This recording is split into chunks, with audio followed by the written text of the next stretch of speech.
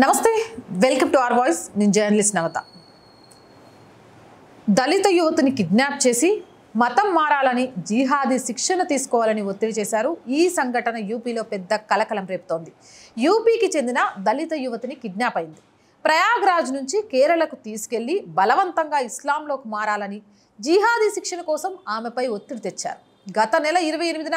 తన కూతుర్ని కన్హషన్ అనే మహిళ డబ్బులిచ్చి మంచి అవకాశాలు ఇస్తామని తీసుకెళ్లిందని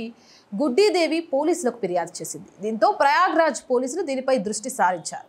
వ్యవస్థీకృతంగా ఇది జరుగుతుందని గ్రహించి వెంటనే కేరళ పోలీసులతో సమన్వయం చేసుకుని దర్యాప్తు ప్రారంభించారు మార్చి 8న ఓ వివాహానికి బాలిక వెళ్ళిందని ఆ రోజు రాత్రి 10 గంటల నుంచి కనిపించకుండా పోయిందని పోలీసులు పేర్కొన్నారు స్థానికంగా ఉండే భానో అనే మహిళ డబ్బులిచ్చి ప్రలోభానికి గురిచేసి ఇస్లాంలోకి మారాలని ఒత్తిడి తెచ్చిందని కూడా వెల్లడించారు అంతేకాకుండా బాలిక తన దగ్గర ఉందని వెంటనే రావాలని మహమ్మద్ కైఫ్ అనే మరో వ్యక్తిని బానో సమాచారం అందించింది దీంతో బైక్పై మహమ్మద్ ప్రయాగ్రాజ్ రైల్వే స్టేషన్కి చేరుకున్నాడు కత్తితో బాలికను బెదిరించినట్లు డీసీపీ వెల్లడించారు ప్రయాగ్రాజ్ రైల్వే స్టేషన్ నుంచి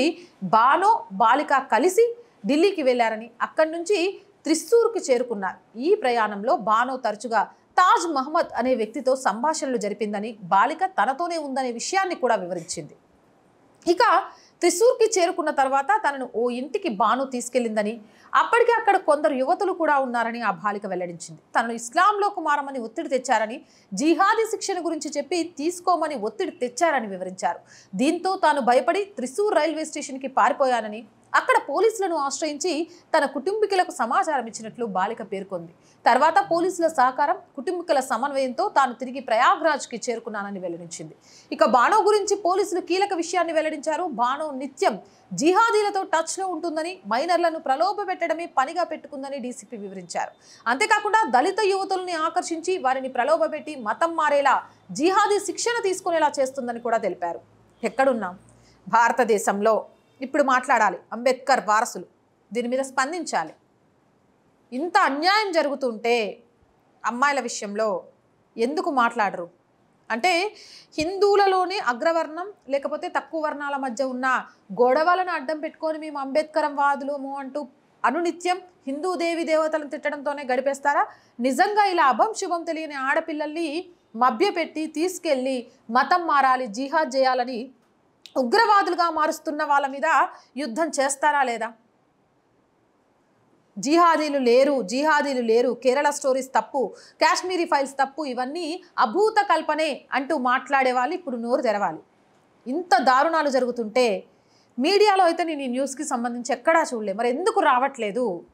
వాస్తవాలను ప్రజలకు ఎందుకు తీసుకెళ్లట్లేదు అనేది అర్థం కాని ప్రశ్న ఏదేమైనా అమ్మాయిలు తస్మత్ జాగ్రత్త అబ్బాయిలే కాదు ఈరోజు ఆడవాళ్ళను కూడా నమ్మలేని పరిస్థితిలో ఉన్నారు